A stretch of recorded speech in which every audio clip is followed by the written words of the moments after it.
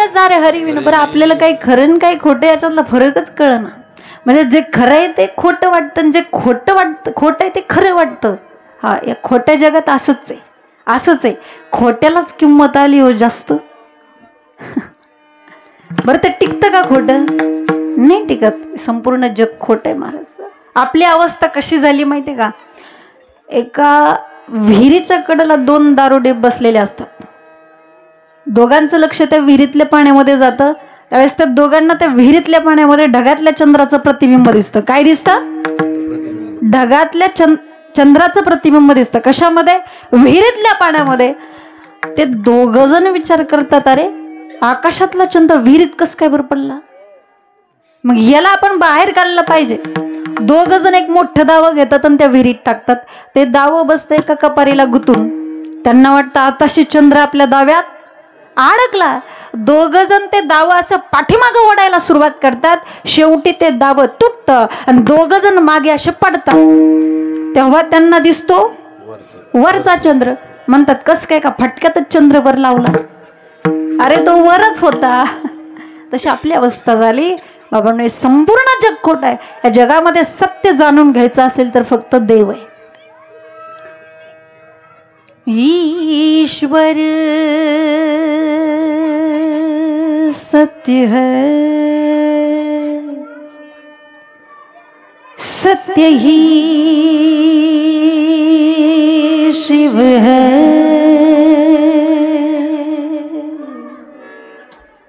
शिव ही सुंदर है.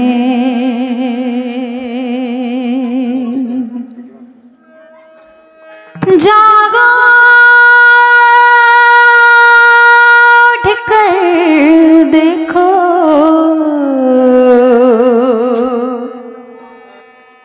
जीवन जो तुझा घर है.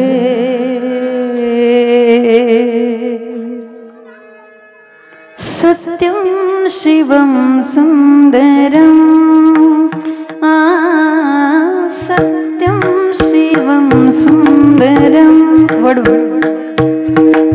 सत्यम शिवम सुंदरम. हो, सत्यम शिवम सुंदरम. सत्यम शिवम सुंदरम.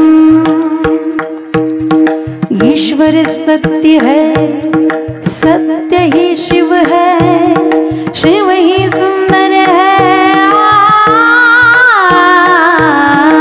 सत्यम शिवम सुंदरम. सत्यम शिवम सुंदरम.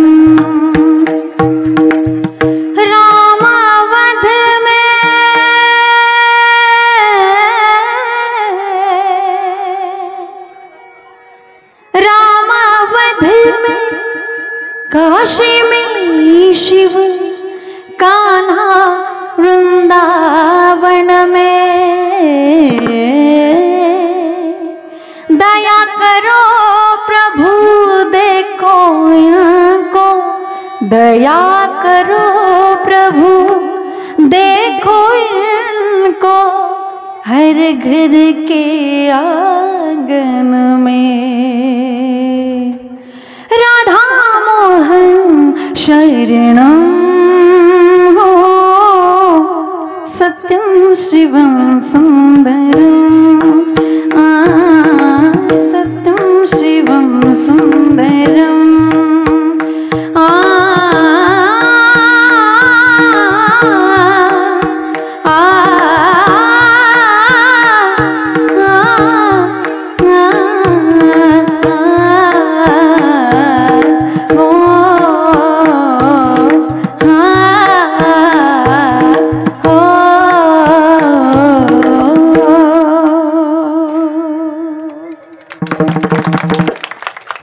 जगामध्ये सत्य फक्त भगवंत आहे. जसं तुम्हाला हे गीत ऐकायला आवडलं ना, तसं मला ते गायला पण खूप आवडतं. मला त्याशिवाय कीर्तनच झाल्यासारखं वाटत नाही. एवढं सुंदर गीत आहे आणि तेवढ्या मनापासून ते तुम्ही ऐकलं, तेवढ्या मनापासून मला म्हणावं लागतं. मला सांगण्याचा भाग काय, जगामध्ये सत्य फक्त भगवंत आहे आणि म्हणून हे सत्य जाणून ह्या सत्याच्या मार्गाने आपण गेलं पाहिजे. आणि सत्य मार्ग कोणता असेल, सत्य तू सत्य तू सत्य तू लाने तुझ दिया ओट हाथ कवानव दे लाने तुझ दिया खाया पिया सुख से सोया नाहक जमाना खोया खाया पिया सुख से सोया नाहक जमाना खोया कि भज मन नारायण कि भज मन नारायण कि भज मन नारायण भज मन नारायण. 3.5 हाताचा देह दिला, फक्त देहच नाही दिले इंद्रिय हात पाय कान डोळे मुख बोलाया वचन जेने तू जोडसी नारायण. नास जीव पण भाव रोग दिले इंद्रिय हात पाय कान डोळे मुख बोलाया वचन.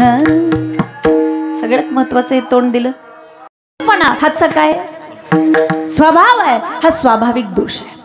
दुसरा आश्रय दोष. आश्रय दोष म्हणजे माणसाने कुणाच्या हातचं खावं, कारण जशी देणाऱ्याची भावना असते तशीच खाणाऱ्याची म्हणली जाते. म्हणून माणसाने नेहमी सात्विक माणसाच्या हातचं अन्न ग्रहण केलं पाहिजे, हा आश्रय दोष. तिसरा परता दोष. दोष देतात. दुसरा वर्ग मी तुमच्या समोर मांडला होता, कोणता, दिसायला सुंदर आहे पण असायला मात्र पवित्र नाही. उदाहरण सांगते म्हणजे तुमच्या लक्षात येईल. वेश्या हे दिसायला सुंदर आहे पण ते असायला पवित्र आहे का नाही. भागवतामध्ये वर्णन आलेलं आहे. एके दिवशी अरण्यामधून जात असताना एका शूद्राबरोबर एका स्त्रीला बघितलं. फक्त क्षणाभराचं दृश्य होतं ते, पण आजामेळाचं संपूर्ण जीवन बदलून टाकलं. देवधर्म सकळ पडियेले सांधी विषयी गोंधळ गाजत असे. देवधर्म सोडला आणि विषयामध्ये रममान झाला. आमचे डोंगरे महाराज सांगायचे, क्षणाभराचं दृश्य जर आजामेळाचं संपूर्ण जीवन बदलून टाकत असेल तर आमची पोरं 24 तास टी व्ही समोर बसतात, मोबाईल हातात असतो, त्यांचं काय होत असेल विचार करा. त्यांच्या मनावर किती परिणाम होत असेल विचार करा. क्षणाभराचं दृश्य संपूर्ण जीवन बदललं. पैसे खर्च करून वेश्या घरी आणल्यानंतर हा इतका कीर्तिवान होता, पुण्यवान होता, आणि त्याची कीर्ती ऐकून काही साधू सज्जन लोक त्यांच्या घरी आली. तर घरी आल्यानंतर त्यांनी स्वयंपाक वगैरे बनवला, पण पद्म पुराणकार सांगतात मनुष्याने 5 व्यक्तीच्या हातचं खाऊ नये. कोणत्या 5 व्यक्तीच्या हातचं? नटांत, नर्तिकांत, घृतकांत, गणिकांत आणि विटाळाचं अन्न खाऊ नये असं पद्म पुराणकार सांगतात. पण हे काय साधूंना माहीत नव्हतं. साधूंनी त्या घरचं अन्न खाल्लं, पण ज्या घरचं साधू अन्न खातात त्या घरचं कल्याण केल्याशिवाय जात नाहीत बरं का. जेवण झालं आणि जेवण झाल्यानंतर ते म्हटलं, आजामेळा जेवण झालं, अरे तुझं कल्याण असो पण आम्हाला दक्षिणा पाहिजे. आजामेळ म्हटलं दक्षिणा मिळणार नाही. साधू म्हटले आम्ही दक्षिणा घेतल्याशिवाय जाणार नाही. शेवटी आजामेळ म्हटला ठीक आहे, काय पाहिजे दक्षिणा? तर साधूंनी सांगितलं दक्षिणा फक्त एवढीच पाहिजे की तुझा होणारा जो मुलगा आहे त्याचं नाव नारायण असं ठेव. काही दक्षिणा मागितली बघा. होणाऱ्या मुलाचं नाव काय ठेवू? आणि मुलावरती इतकं प्रेम होतं, शेवटी मरताना मुलाचं नाव घेतलं. देवाला वाटलं माझंच नाव घेतलं मोक्ष मिळाला. नाम तुझे रे, नाम तुझे रे, नाम तुझे रे नारायणा, नाम तुझे रे, नाम तुझे रे, नाम तुझे रे नारायणा. फोडी पाषाणाला पान, फोडी पाषाणाला पान, नाम तुझे रे, नाम तुझे रे, नाम तुझे रे नारायणा. काही ताकद आहे नामामध्ये. आजा मिळाला वैकुंठ मिळालं या नावामुळे दुसरा वर्ग संपला. तिसरा वर्ग मी तुमच्या समोर मांडला होता. कोणता नाही लक्षात आमच्या, सांगते.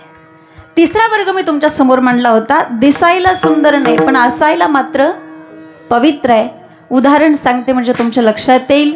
साध्या गाईचं गोमूत्र, साध्यावर का, साध्या गाईचं गोमूत्र हे दिसायला सुंदर नाही परंतु असायला कसं आहे, पवित्र आहे. म्हणून साधी गाय आपल्या घरामध्ये पाहिजे. तिचं दूध सुद्धा तेवढंच पवित्र आहे. क्वचित एखाद्या ठिकाणी आता साधी गाय पाहायला मिळते. आता जिकडं बघावं तिकडं उत्पन्नाच्या दृष्टिकोनातून जर्शीचं आहे आणि त्यामुळे जर्शीचं दूध प्यायचंच नाही. खरं तर पिणं योग्य नाही, म्हणजे पहिलं तरी काही हरकत नाही, पण साध्या गाईच्या दुधाची सर त्या दुधाला येणार नाही. म्हणून आम्ही कुठं जर गेलं ना तर घेतच नाही बरं का, दूध घेतच नाही. आता पहिल्यांदा गेले गेले लोकांचा आग्रह असतो, चहा घ्या चहा घ्या. चहा कशाचा, जर्शीच्या दुधाचा. मग आम्ही काय म्हणतो माहिती का, आम्ही चहा घेतच नाही. मग ते काय म्हणतात माहिती का, मग दूध घ्या. घ्यावं लागतं गपचिप बरं का. बरं ते जर्शीचं दूध पिऊन पिऊन माणसाचे आवाज पण जर्शीसारखेच व्हायला लागले. म्हणून साधी गाय असावी, कदाचित असावी आपल्या घरासमोर, कारण साध्या गाईचं दूध पवित्र आहे त्याच पद्धतीने गोमूत्र सुद्धा पवित्र आहे. पुतना ज्यावेळेस बाहेरून बदलली आणि गोकुळामध्ये आली, पण एक गोष्ट लक्षात ठेवा, जो बाहेरून बदलतो त्याला स्वतःहून देवाकडे जावं लागतं आणि जो आतून बदलतो त्याच्याकडे स्वतःहून देव येत असतो. पुतना ही बाहेरून बदलली म्हणून तिला कृष्णाकडे जावं लागलं. कुब्जा ही आतून बदलली म्हणून कृष्णाला तिच्याकडे यावं लागलं. शृपणखा ही बाहेरून बदलली म्हणून तिला रामाकडे जावं लागलं. पण शबरी ही आतून बदलली म्हणून रामाला तिच्याकडे यावं लागलं. म्हणून परमार्थामध्ये फक्त बाहेरून बदलून चालत नाही. जो आतून बदलतो त्यालाच खरं परमार्थाचं फळ मिळतं. आणि पुतना, पुतना ह्या शब्दाचा अर्थच असा आहे, पुत म्हणजे पवित्र आणि ना म्हणजे नाही. पवित्र नाही, अपवित्र आहे, तिला समजायचं पुतना. आणि शास्त्रामध्ये अपवित्र जर काय असेल तर आपला हा देह अपवित्र आहे, त्याला पवित्र बनवायचं असेल तर 2 साधनं सांगितली. एक म्हणजे गळ्यामध्ये पवित्र अशी तुळशीची माळ घातली पाहिजे आणि दुसरं साधन शास्त्रामध्ये सांगितलं, हरिपाठ कीर्ती मुखे जरी गाय, हरिपाठ कीर्ती मुखे जरी गाय, हरिपाठ कीर्ती मुखे जरी गाय, हरिपाठ कीर्ती मुखे जरी गाय, हरिपाठ कीर्ती मुखे जरी गाय, हरिपाठ कीर्ती मुखे जरी गाय, हरिपाठ कीर्ती मुखे जरी गाय, हरिपाठ कीर्ती मुखे जरी गाय, हरिपाठ कीर्ती मुखे जरी गाय, पवित्र सी होया देव.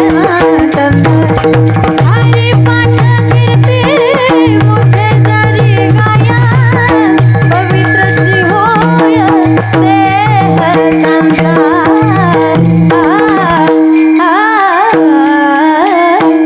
हरि मुखे मना, हरि मुखे मना, हरि मुखे मना, हरि मुखे मना,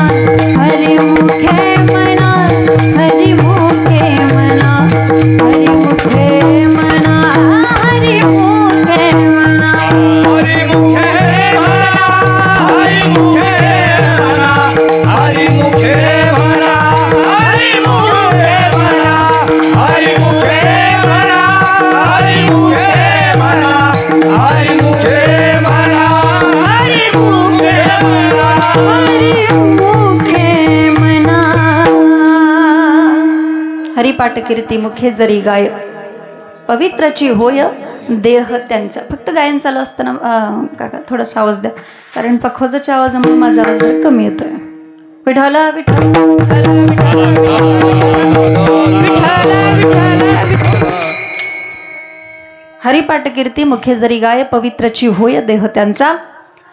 देहाला पवित्र बनवण्याचं हे एक साधन आहे. हरिपाठ जो कोणी नेमाने म्हणतो त्याचा देह पवित्र होतो. ही दोन साधनं शास्त्रामध्ये सांगितली. कोणती दोन साधनं? एक म्हणजे गळ्यात पवित्र तुळशीची माळ घातली पाहिजे आणि दुसरं साधन हरिपाठ म्हटला पाहिजे. किती सोपी साधनं आहे हो. मग मला सांगा, पुतनाही अपवित्र का? सोपं आहे. जिच्या गळ्यामध्ये माळ नाही, जिचा हरिपाठ पाठ नाही, तिला समजायचं. तुम्हीच म्हणा, मी नाही म्हणत. नाही तुम्ही हसू नका. आता हिरण्यकश्यपुत्री काही कमी आहेत का? भले आकाराने नसतील पण विकाराने भरपूर आहे. बरं, ज्या वेळेस ही पुतना कृष्णाला मारण्यासाठी आली, ती कशा पद्धतीने आली होती? अतिशय सुंदर असं रूप तिने धारण केलं होतं. इतकं सुंदर नामदेव महाराजांनी त्याचं वर्णन केलेलं आहे.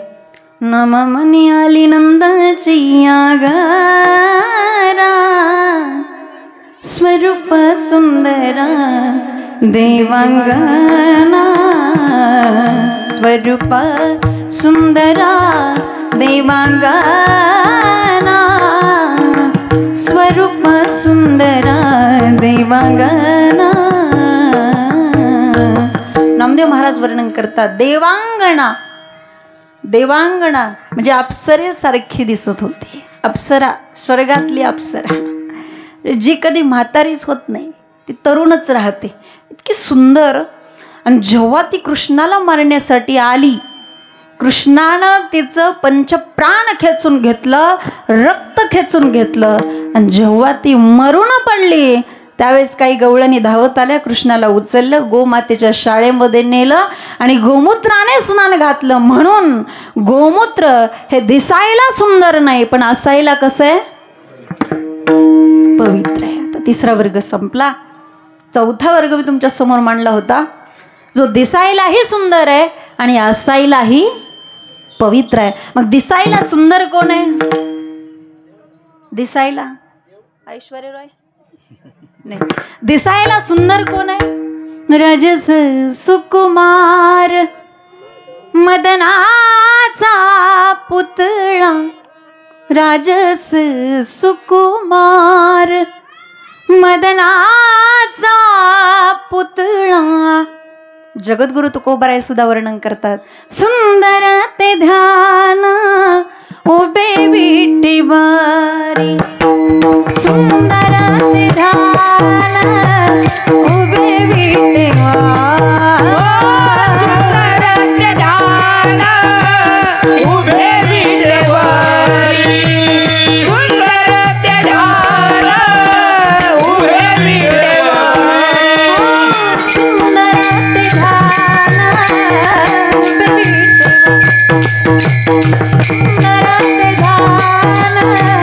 उभे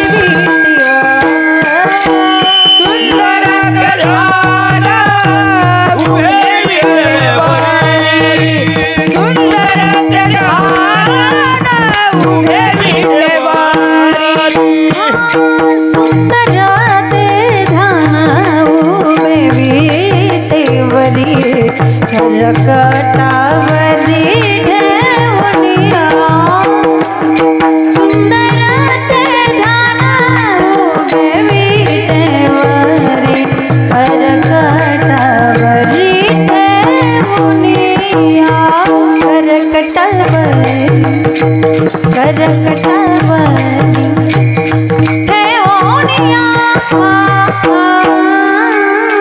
सिहार गळा कासे पिता, ओ तुळसी हार गळा कासे पिता, तुळसी हार गळा कासे पिता, तुळसी हार गळा कासे पिता.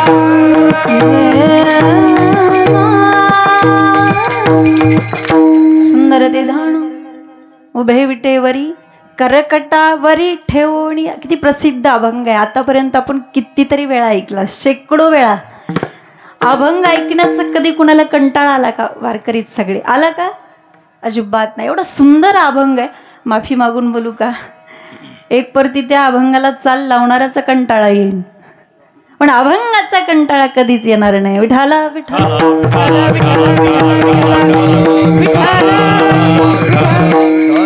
तुम्ही म्हणाल की भगवान परमात्मा दिसायला सुंदर आहे, मग तो पवित्र आहे का?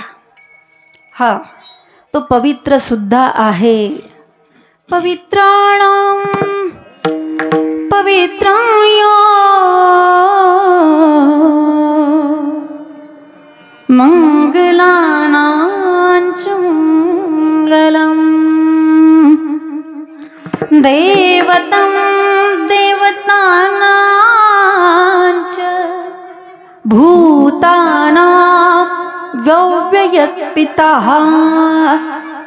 माझा भगवान परमात्मा जेवढा सुंदर आहे तेवढा तो पवित्र सुद्धा आहे. काही लोक म्हणतील भगवान परमात्म्याचं नाव सुंदर आहे का? हो, त्याचं नाव सुद्धा सुंदर आहे. जग में सुंदर है दो नाम, चाहे कृष्ण कहो या राम. जग में सुंदर है दो नाम, चाहे कृष्ण कहो या राम. आणि तेवढंच ते पवित्र सुद्धा आहे. सकळ मंगळ निधी श्री विठ्ठलाचे नामाधी. पंढरपूर ज्यावेळेस दिसायला सुंदर नव्हतं त्यावेळेस ते चराचर होतं, आणि जेव्हा ते चराचर नव्हतं, जेव्हा नव्हते चराचर तेव्हा होते, त्यावेळेस तेथील तृण आणि पाषाण हे देव जाणावेत. माऊली वर्णन करतात की जे अमरत्व ह्याची सिंहासन. स्वर्ग किती सुंदर आहे, पण त्या स्वर्गापेक्षाही ब्रह्मलोक सुंदर आहेत. त्या ब्रह्मलोकापेक्षाही वैकुंठ सुंदर आहे. का तर चतुर्भुज नर होऊन इठेले, पण त्या वैकुंठापेक्षाही पंढरपूर सुंदर आहे. हा, का बरं? याचं कारण आहे, आपण एकदा जरी पंढरपूरला गेलो तरी आपल्या घरी यम येऊ शकत. तुका म्हणे जाय एक वेळ पंढरी, तयाची घरी यम नाही. त्याच्या घरी यम येऊ शकत नाही. यमाला सुद्धा पळवून लावता आलं पाहिजे. सगळं जग भेटतं कुणाला? यमाला. काळाला भेटतं, पण काळाला सुद्धा पळवून लावता आलं पाहिजे, आणि त्यासाठी पंढरपूरला गेलं पाहिजे. महाराज सांगतात तुका म्हणे जाय, तुका म्हणे काळ हाना तोंडावरी. अजून एक प्रमाण. कशा पद्धतीने काळाला पळवून लावायचं मी तुम्हाला दृष्टांत सांगते, म्हणजे तुमच्या लक्षात येईल. एक जावई असतो आणि तो अधिक मास म्हणजे पुरुषोत्तम मास या महिन्याच्या निमित्ताने, जेवणाच्या निमित्ताने सासरवाडीला येतो. श्रीनिवास महाराज तुमचं नाही बरं का सांग, तुम्ही सप्त्याला आले. आणि आल्यानंतर मिष्टान्न भोजन केलं. जावे आल्यात म्हटलं, जावयाचा वेगळाच थाटमाट असतो, मान असतो नाही का. भोजन झालं. दुसऱ्या दिवशी पूर्ण ड्रेस पोशाख केला. आता दुसऱ्या दिवशी याने घरी जायचं का नाही, तो तिथंच थांबला 6 महिने. म्हाताऱ्याने विचार केला इतकं सहजासहजी जायला असं वाटत नाही. मग ते म्हाताऱ्याने विचारलं ते सासऱ्याने, जावई बापू अहो घरचे लोक तुमची काळजी करत असतील ना, घरी जायचं का नाही? जावई म्हटलं मामा तुम्हाला जर लयच घरच्यांची काळजी वाटत असेल तर आपण त्यांनाच इकडं बोलून घेऊ. आता मात्र म्हातारं म्हणलं हे काय जाईल असं वाटतच नाही. मग म्हातारीला बोलवलं आणि सांगितले बघ एक आयडिया करावी लागेल. काय करायचं? म्हातारीने सांगितलं आपण संध्याकाळी 3 जण जेवाय बसलो ना, म्हणजे मी तू न आपले जावई बापू, आणि मी तुला काही जरी बोललो तरी तू मला उलट बोलायचं, आणि मी का तुला मारायला धावलो की तू लाईट विझवून बाहेर पळून जायचं. थोडंच तुमच्या लक्षात आलं असं ना. आता संध्याकाळी झाले 3 जण जेवाय बसले, सासू सासऱ्यान जावई बापून जेवाय बसल्यानंतर म्हातारीला म्हणतं का ग भाजीत मीठ टाकलं नाही, भाजी आळणी झाली. म्हातारी म्हणते गुपचूप जेवा, म्हातारपणात लई चव बघत जाऊ नये. तुम्हाला माघारी बोलते ग. लगेच काठ्या नाही बाहेर गेलं, तेवढ्यात म्हातारी लाईट विझून बाहेर पळून गेली. म्हातारा अंधारामध्ये आलं, जावयाचीच हॅप्पी धरून मारायची सुरुवात. ओ मामा मारू नका ना, मामा मारू नका की. जावई बापू तुम्ही नवरा बायकोच्या भांडणात बोलू नका. अहो पण मी तुमची बायको नाही, तुमचा जावई आहे जावई. म्हातारा म्हणलं जावई नाही, जावयाचा बाप जरी आला तरी मी आता म्हातारीला सोडणार. गेलं ते आतापर्यंत काय आलंच नाही. अशा पद्धतीने पळवून लावता आलं पाहिजे. कुणाला? हे फक्त उदाहरण दृष्टांत सांगितलं नाही तर खरंच तुम्ही तसा प्रयोग करचाल बरं का. अशा पद्धतीने काळाला पळवून लावता आलं पाहिजे. म्हणून पंढरपूर सुंदर आहे. त्या ठिकाणी गेल्यानंतर यम आपल्या घरी येऊ शकत नाही. तुम्ही म्हणाल बरं झालं मग अमरच राहणार आम्ही, पण तसं काही नाही बरं का. जे सज्जन आहेत, जे नामधारक आहेत, त्यांना देवदूत नेण्यासाठी येतात आणि जे नास्तिक आहेत त्यांना यमदूत नेण्यासाठी येतील. पंढरपूर सुंदर त्यामुळे. पंढरपूर पवित्र का? पंढरपूर पवित्र का याचं कारण असं आहे, आपल्या भारत देशामध्ये जेवढी काही तीर्थक्षेत्र आहेत तेवढं केल्याचं फळ कुठे आहे? पंढरपूरमध्ये. अवघे जैने पापनाशी ते हे असे पंढरपूर. सुख जरी पाहिजे असेल तरी पण सुखालागी जरी करशी तळमळ, त्या ठिकाणी गेल्यानंतर आपल्याला मोक्ष मिळतो. एवढंच नाही तर दुसऱ्याला मोक्ष देण्याचं सामर्थ्य सुद्धा आपल्यामध्ये निर्माण होतं. म्हणून ते पंढरपूर सुंदर आहे, म्हणून ते पंढरपूर पवित्र आहे. अगदी त्याच पद्धतीने एकनाथ महाराज सांगतात की ह्याच्या 84 लक्ष योनी भोगल्यानंतर आपल्याला हा जो देह मिळालेला आहे तो जेवढा दिसायला सुंदर आहे तेवढा तो पवित्र पण बनवता आला पाहिजे. पण तो पवित्र बनतो कशामुळे? अभंगाच्या प्रथम चरणात.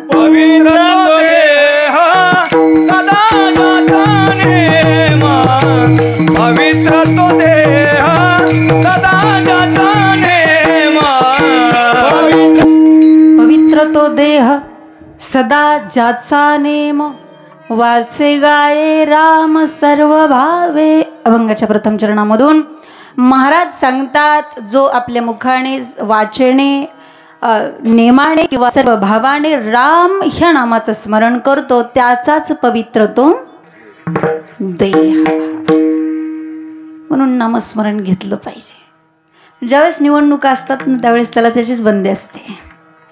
इकडं जायचं तेच वातावरण आहे. आता तिकडं जायचं नाही, ऑफिसला जायचं नाही. काय म्हणतात त्याला राजकारणाच्या भाषेमध्ये? आचारसंहिता.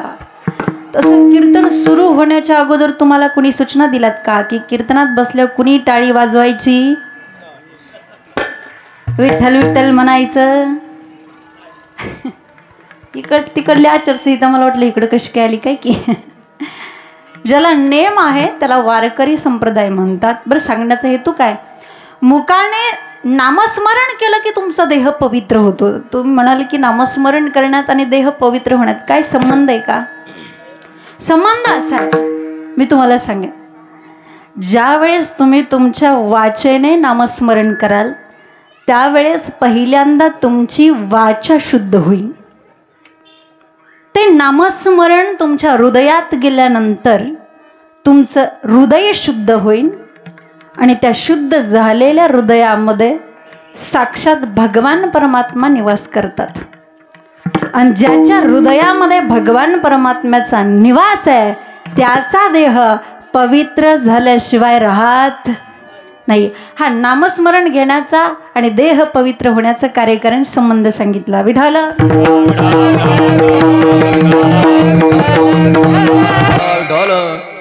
परंतु आमच्या भगवंताचं नामस्मरण नाही म्हणजे आपल्याला कडू लागतंय असं म्हणायला काही हरकत नाही. म्हणजेच आपल्याला साप चावलेला आहे, बरोबर ना? पूर्वीच्या काळामध्ये बाबा साप चावल्यानंतर काय करायचे? त्याला मुंजाबाच्या पालावर त्यानायचं मांत्रिकाने मंत्रोच्चार करायचे. हा मिरची किंवा कडुलिंबाचा पाला त्याला खायला द्यायचा आणि मग नंतर विचारायचं असतं पाला कस काय? तो म्हणतो पाला गोड लागतोय. समजायचं त्याला साप चावलेला आहे. तसं संसार कडू आहे तरी पण तो आपल्याला गोड लागतोय आणि परमार्थ गोड आहे तरी पण तो आपल्याला कडू लागतोय. याचाच अर्थ आपल्याला काय झाले? साप चावलं नाही, फक्त जहर चांगलंच भिंडलंय. विषयाचा परिपाडू गोड परमार्थ लागे कडू, कडू विषय तो गोडूची वाशी जा. एक जण माऊलींकडे आले आणि म्हटले, महाराज संसारामध्ये इतकं दुःख तरी माणूस त्याच्यातून मुक्त का होत नाही बरं? माऊलींनी आपल्या हृदयाला टोचेल असं एक उदाहरण दिलेलं आहे. जर समजा एखाद्याच्या पायाला जखम झाली आणि त्याच्यावरती दुर्लक्ष केल्यामुळे त्याच्यामध्ये पू झाला, त्याच्यामध्ये किडे पडले, त्याची दुर्गंध यायला लागली, लोक लांबून जायला लागली, पण एका साधूला दया आली साधू त्या जखमेतल्या किड्यांना नमस्कार करून म्हटलं, बाबांनो, अरे तुम्हाला या घाणीची किळच कशी येत नाही? अरे तुमच्याबद्दल मला दया निर्माण झाली म्हणून मी तुम्हाला 800 रुपये किलोच्या गावठी तुपात ठेवतो. मला सांगा किती किडे मान्य करतील हो? एक सुद्धा किडा मान्य करणार नाही. अगदी त्याच पद्धतीने जसा त्या जखमेतल्या किड्यांना त्या जखमेतल्या घाणीची किळस येत नाही, तसं आपल्याला संसारातल्या दुःखाची किळस येत नाही, म्हणून आपण तो सोडत नाही. विठ्ठल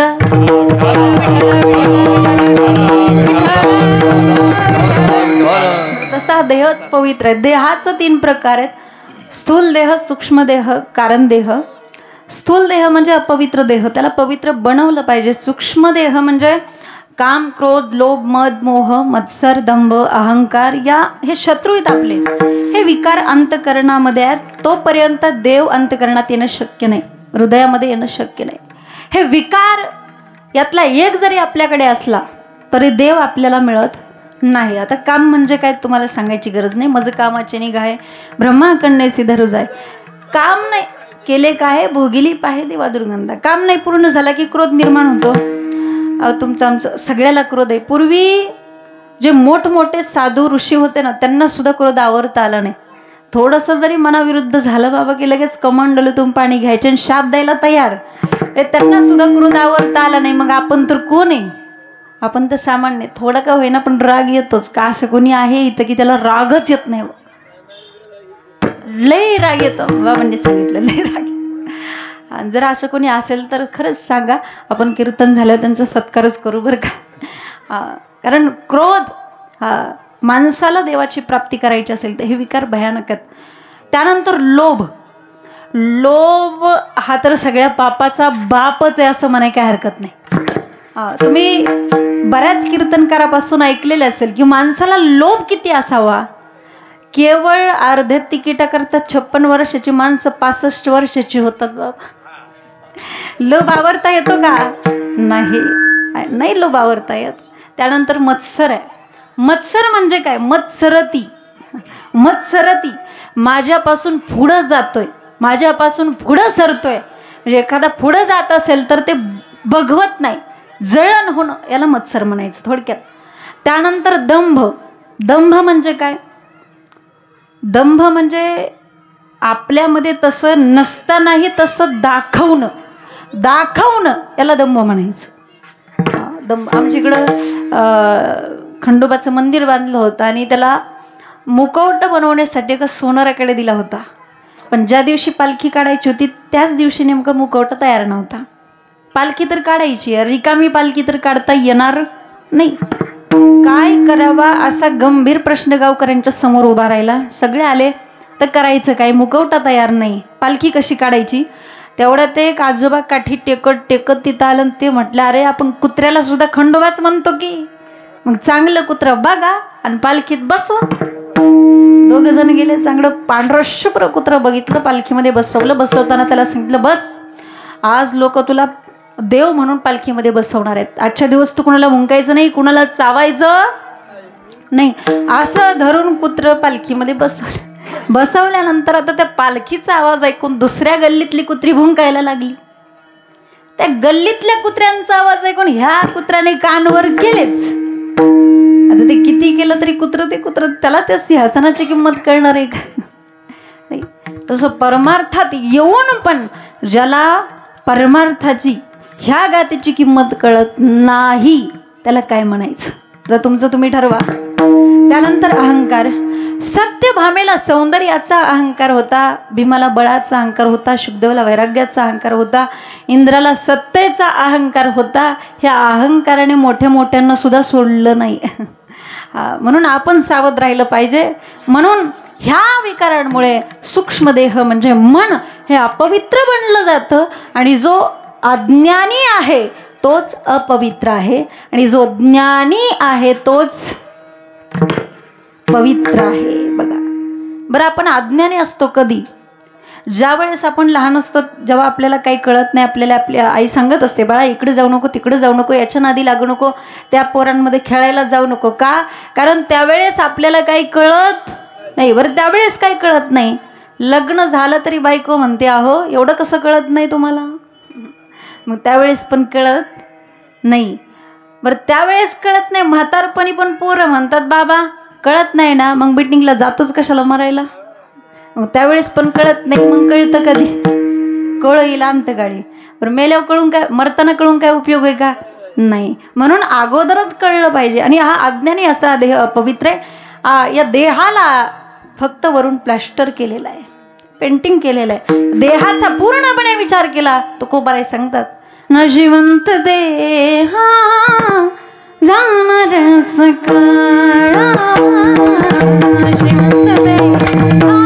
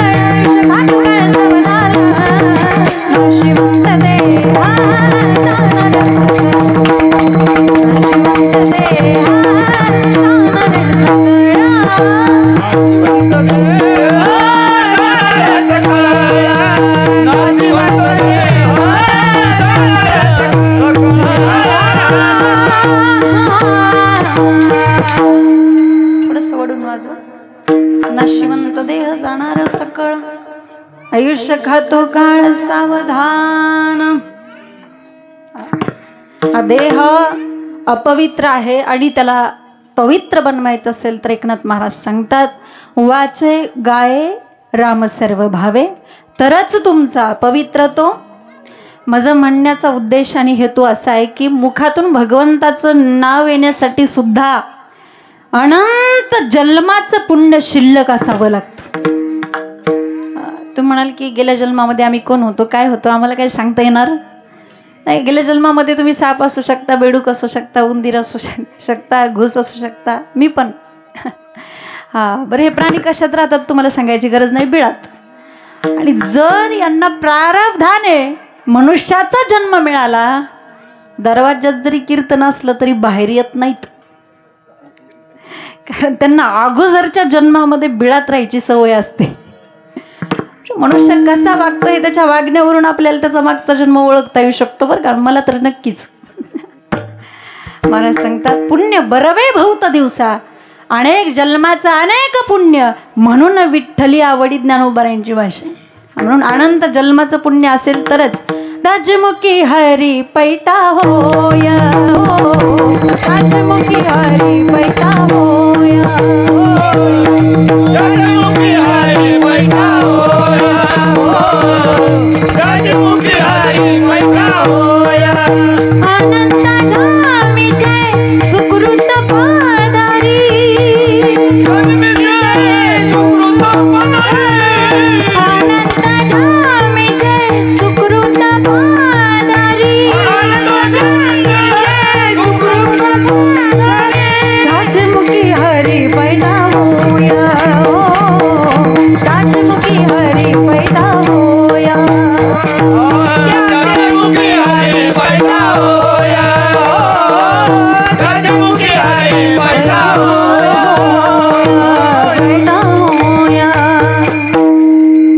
जन्माचं पुण्य शिल्लक असावं लागतं, त्याशिवाय ज्याची पूर्व पुण्याई उदयाला आली त्याच्याच मुखामध्ये भगवंताचं नाम आलं असं आपण समजायचं.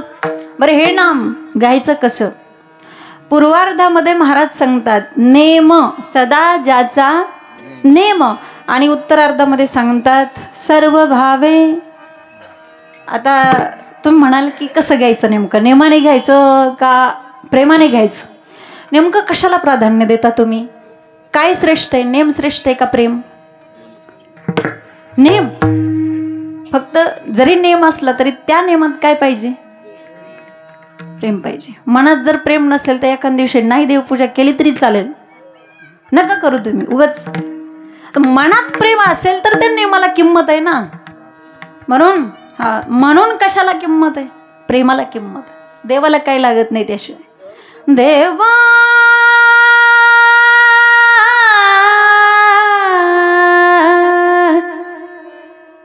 देवा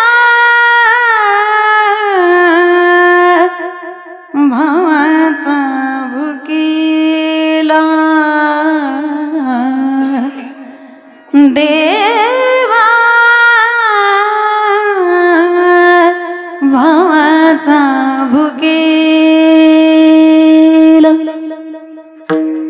वैकुंठ सोडोनी आला, वैकुंठ सोडोनी आला, सोडोनी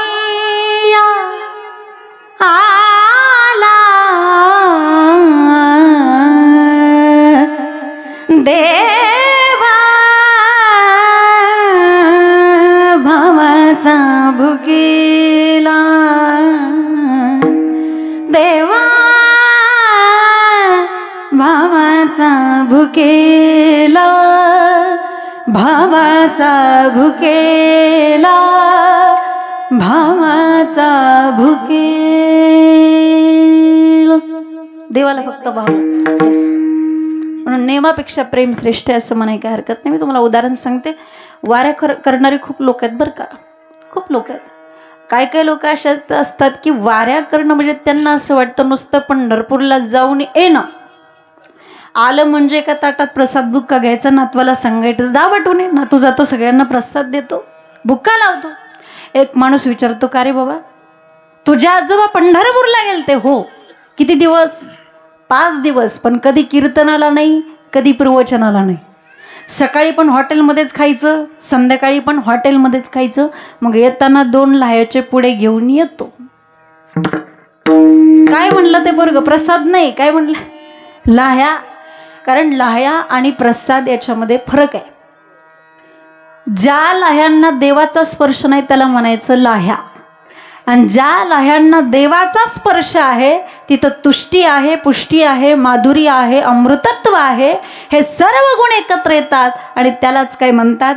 प्रसाद म्हणतात.